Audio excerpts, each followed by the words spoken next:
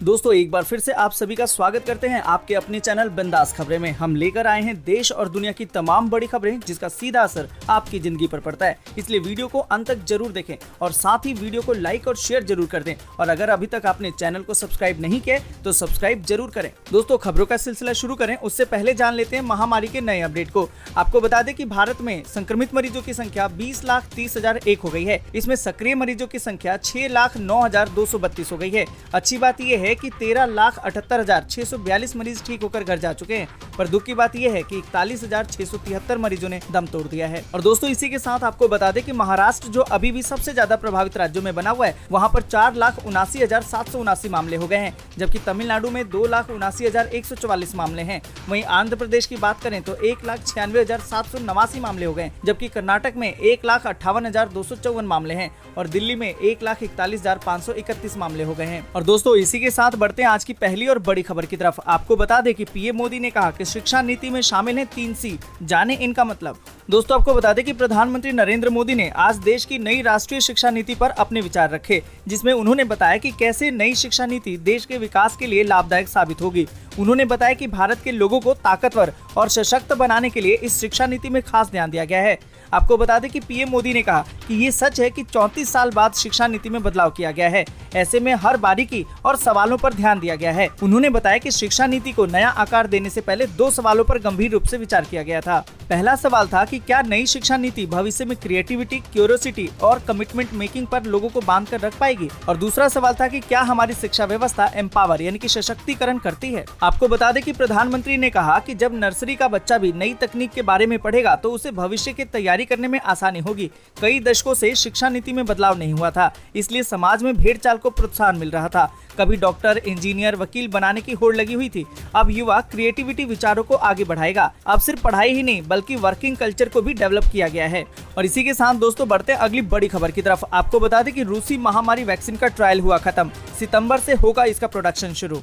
दोस्तों आपको बता दें कि रूस से महामारी वैक्सीन से जुड़ी एक अच्छी खबर आई है। देश के स्वास्थ्य मंत्री ने कहा कि महामारी के लिए बनाई जा रही वैक्सीन का ट्रायल अब पूरा हो चुका है। उन्होंने कहा कि ट्रायल पूरा होने के बाद अब ये वैज्ञानिकों के ऊपर है कि वे इस वैक्सीन को बाजार में कब लाते हैं। आपको बता दें कि गामालिया इंस्टीट्यूट द्वारा बनाई गई इस वैक्सीन के 10 अगस्त तक बाजार में आने का दावा किया जा रहा था। इसके अलावा अब सितंबर से इसके प्रोडक्शन की बात कही जा रही है। दोस्तों आपको बता दें कि मॉस्को स्थित गामालिया इंस्टीट्यूट के वैज्ञानिकों ने पिछले महीने ही दावा किया था कि वे अगस्त के मध्य तक महामारी की पहली वैक्सीन को मंजूरी दे सकते हैं।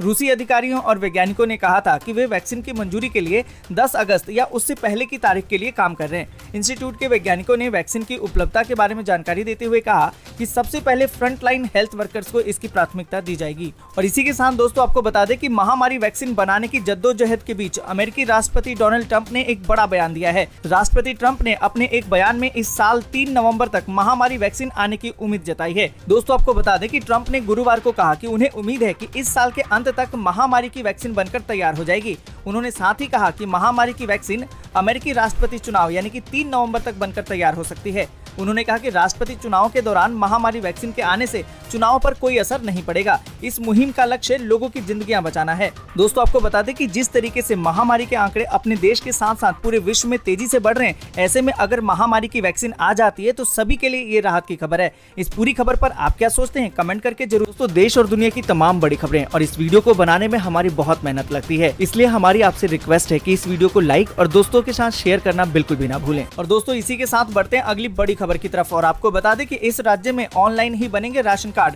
और ऑनलाइन ही होंगे अपडेट। 2.36 करोड़ परिवारों को होगा इसका फायदा। दोस्तों आपको बता दें कि one nation one ration card scheme से जुड़ चुके महाराष्ट्र ने अब एक कदम और आगे बढ़ते हुए राशन कार्ड की पूरी प्रक्रिया को ही ऑनलाइन करने का फैसला लिया है।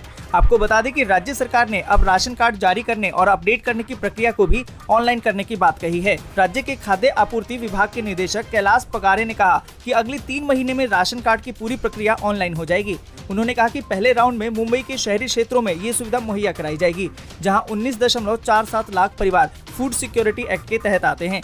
इसके अलावा 13 लाख ऐसे परिवार हैं जिन्हें सब्सिडी के तहत राशन मिलता है। दोस्तों आपको बता दें कि यही नहीं, मई से केंद्र सरकार के आत्मनिर्भर भारत पैकेज के तहत देश भर भर में प्रवासी मजदूरों और दिहाड़ी वर्कर्स को मुफ्त में राशन मिल रहा है। ये राशन नवंबर तक दिए जाने का ऐलान किया गया है। रिकॉर्ड्स के मुताबिक सूबे में कुल 2.36 करोड़ एक्टिव राशन कार्ड हैं, जबकि कुल लाभार्थियों की संख्या 9.98 करोड़ है। सीनियर अधिकारियों ने कहा कि one nation one ration card scheme के लागू होने के बाद खाद्यान्न योजना के तहत लाभार्थियों की संख्या में इजाफा देखने को मिलेगा। और दोस्तों, इसी के साथ बढ़ते हैं अगली बड़ी खबर की तरफ। आपको बता दें कि पीएम किसान की छठी किस्त का कर रहे हैं इंतजार, तो पहले चेक कर लें ये लिस्ट, बहुत ही आसान। दोस्तों, आपको बता दें कि पीएम किसान सम्मान निधि योजना के तहत सरकार छठी किस्त भेजने वाली है। इस महत्वाकांक्षी योजना की छठी किस्त के तहत मिलने वाली राशि का देश के किसान बेसब्री से इंतजार कर रहे हैं। अगर आप भी ऐसे लोगों में शामिल हैं, तो आपको सबसे पहले पीएम किसान के लाभार्थियों की लिस्ट चेक कर लेनी चाहिए। इस लिस्ट में इस योजना के सभी लाभार्थियों के नाम दर्ज होते हैं। इससे आपको ये पता चल जाएगा कि आपने पीएम किसान स्कीम के लिए रजिस्ट्रेशन कराया था, उसे सरकार की ओर से मंजूरी मिल गई है या नहीं। आपको बता दें कि पीएम किसान के लाभार्थियों की लिस्ट चेक करने की प्रक्रिया काफी आसान है। इसके लिए आपको पीएम किसान के आधिकारिक पोर्टल पर जाना होगा। आप कुछ स्टेप को फॉलो करके ये पता लगा सकेंगे कि इस योजना का लाभ आपको मिलेगा या नहीं। आपको बता दें कि सबसे पहले आपको पीएम किसान पोर्टल पर लॉगिन करना होगा। अब दाहिनी तरफ दिए गए फार्मर कॉर्नर पर जाना होगा। यहाँ पर आपको बेनिफिशियरी लिस्ट के विकल्प पर क्लिक करना होगा। अब नया पेज खुलेगा और इस पर राज्य, जिला, उप जिला, प्रखंड और फिर गांव को चुनना होगा। इसके बाद आपके पास गांव के लाभार्थियों की पूरी लिस्ट आ जाएगी। आप उसमें अपना नाम ढूंढ सकते हैं। दोस्तों, आपको बता दें कि देश के किसानों के लिए इस चीज की जानकारी जरूरी है कि इस योजना के तहत पंजीकृत होने के बावजूद अगर आपके खाते में किस्त नहीं आती है, तो आपके पास किस तरह का विकल्प है। पीएम किसान के लाभार्थियों की मदद के लिए सरकार की ओर से हेल्पलाइन नंबर भी उपलब्ध कराए गए हैं। ऐसे में आप पीएम किसान हेल्पलाइन नंबर 155261 या फिर टोल फ्री नंबर 1800115525 पर संपर्क करके अपनी शिकायत दर्ज करा सकते हैं। और दोस्तों, इसी के साथ बढ़ते हैं अगली बड़ी खबर की तरफ। अगली बड़ी खबर जो निकल कर आ रही है कि दशहरा, दिवाली और छठ में फुल हो चुकी हैं आने वाली स्पेशल ट्रेनें। दोस्तों, आपको बता दें कि दशहरा, दिवाली और छठ पर्व पर दिल्ली और मुंबई से आने वाले लोगों की मुश्किलें अभी से ही बढ़ गई हैं। गिनती की जो स्पेशल ट्रेनें चल रही हैं वे भी फुल हो चुकी हैं। कंफर्म टिकट के लिए लोग बहुत ही परेशान हैं। आपको बता दें कि 25 अक्टूबर को दशहरा है, लेकिन 20 अक्टूबर से ही ट्रेनों में जगह नहीं है। नवंबर की स्थिति तो और भी खराब है। 14 नवंबर को दिवाली है और 20 को छठ है। सबसे अधिक परेशानी तो छठ पर्व पर है। स्थिति ये है कि दिल्ली से आने वाली स्पेशल ट्रेनों में 15 से 18 नवंबर तक नो रूम की स्थिति बनी हुई है। हालांकि गोरखपुर से जाने वाली ट्रेनें पूरी तरह से खाली हैं। नियमित ट्रेनें 12 अगस्त तक निरस्त हैं और आगे भी कुछ दिन इनके संचालन की उम्मीद नहीं दिखाई दे रही। स्पेशल ट्रेनें 1 जून से चल रही हैं। गोरखपुर से रोजाना 1 दिल्ली के लिए, 3 मुंबई के लिए और 1 अहमदाबाद के लिए स्पेशल ट्रेनें रवाना होती हैं। और इसी के साथ दोस्तों, बढ़ते हैं अगली बड़ी खबर की तरफ। आपको बता दें कि लॉकडाउन के कारण दिल्ली में साइकिल चालकों की संख्या में 3 गुना वृद्धि। दोस्तों, आपको बता दें कि दिल्ली और रुड़की के पूर्व छात्रों द्वारा किए गए एक शोध से पता चला है कि लॉकडाउन के कारण दिल्ली में साइकिल उपयोग में लाने वालों की संख्या में 3 गुना की वृद्धि हुई है। लेकिन इंफ्रास्ट्रक्चर की कमी के कारण काम और फिटनेस के लिए साइकिल उपयोग में लाने वालों के लिए कई तरह की दुश्वारियां बनी हुई है। आपको बता दें कि सर्वे में कहा गया है कि दिल्ली में 11 लाख साइकिल सवार हैं, लेकिन यहाँ मात्र 100 किलोमीटर साइकिल ट्रैक है। ऐसे में अलग अलग उद्देश्यों के लिए साइकिल का उपयोग करने वालों को रोजाना अनचाहे खतरों का भय सताता है।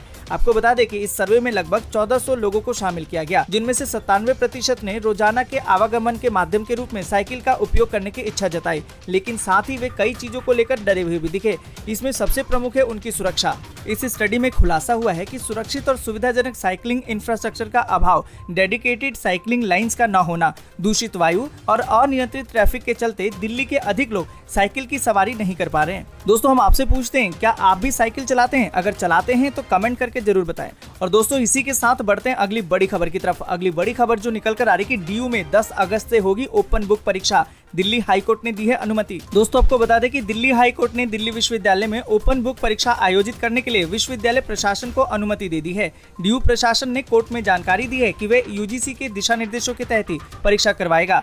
ये परीक्षाएं तय समय यानी कि 10 अगस्त से ही होंगी। दोस्तों, आपको बता दें कि इसके साथ ही उच्च न्यायालय ने अंतिम वर्ष के पाठ्यक्रमों के लिए 10 अगस्त से ऑनलाइन ओपन बुक परीक्षा कराने के लिए दिल्ली विश्वविद्यालय के फैसले को बरकरार रखा है।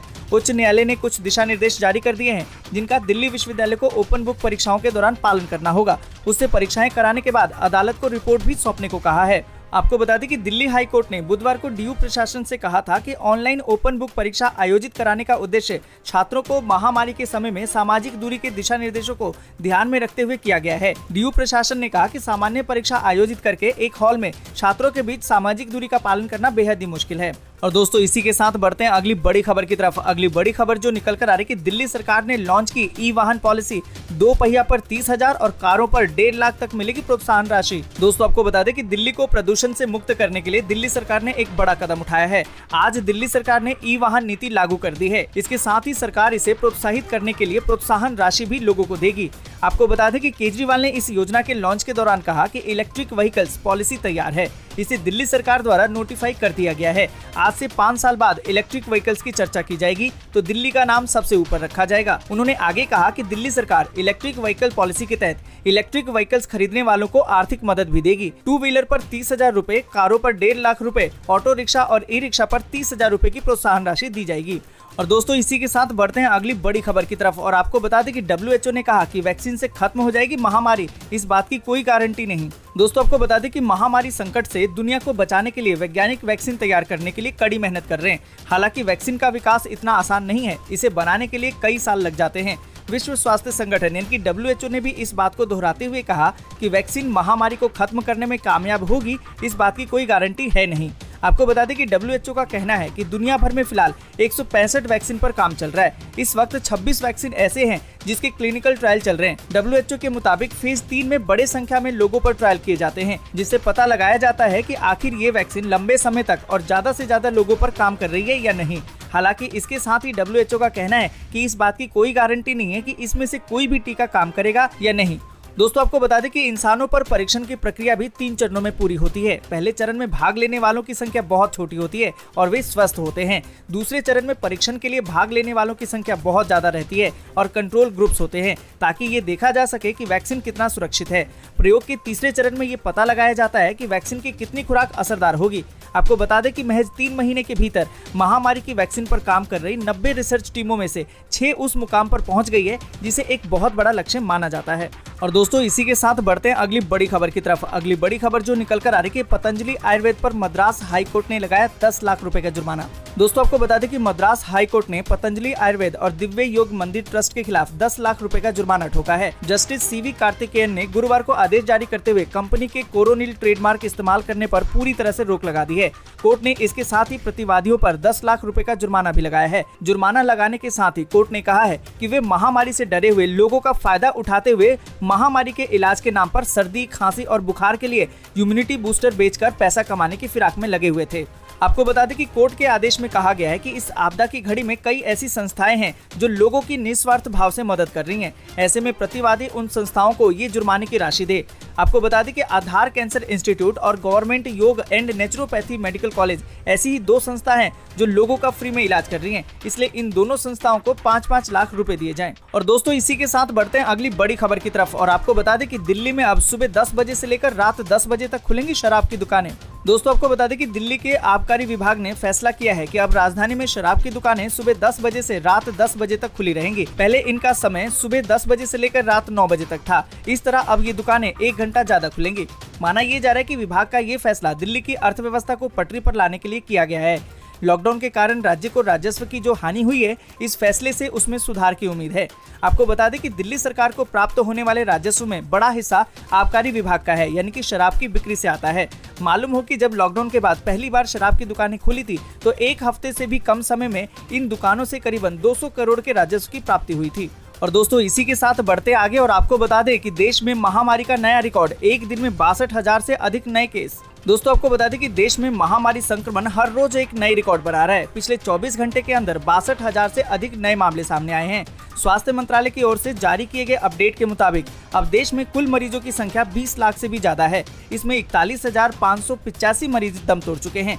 आपको बता दें कि महामारी से अब तक 13,78,000 से अधिक लोग ठीक हो चुके हैं, जबकि 6 लाख से अधिक एक्टिव केस हैं। और दोस्तों इसी के साथ बढ़ते अगली बड़ी खबर की तरफ। अगली बड़ी खबर जो निकल कर आ रही है कि आंध्र प्रदेश सरकार अक्टूबर महीने में कॉलेज खोलने की कर रही है तैयारी, अधिकारियों को दिए हैं निर्देश। दोस्तों आपको बता दें कि आंध्र प्रदेश सरकार राज्य में कॉलेज फिर से खोलने की तैयारी कर रही है। मुख्यमंत्री YS जगनमोहन रेड्डी ने अपने कैंप कार्यालय पर हुई समीक्षा बैठक में कहा कि उन्होंने इसके लिए दिशा निर्देश तैयार कर लिए हैं और उच्च शिक्षा विभाग के अधिकारियों से सुझाव भी मांगे हैं।